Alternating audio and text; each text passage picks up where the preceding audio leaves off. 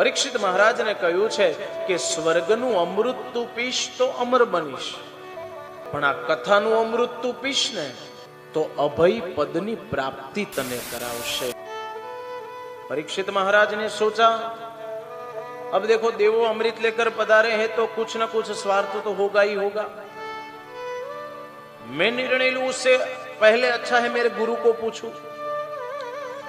सुखदेव जी महाराज को पूछा, गुरुदेव जो स्वर्ग में से अमृत लेकर देवताओं आए हुए हैं तो वो अमृत का मैं पान करूंगा तो वो क्या फल मिलेगा, और ये मैं कथा सुन रहा हूं वो कथा सुनकर मुझे क्या फल मिलेगा, उसमें दोनों में कुछ मुझे अंतर दिखाइए,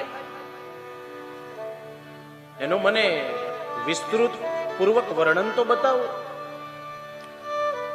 सुखदेव जी महाराज समझी गया कि ज्ञानी शिष्य छे।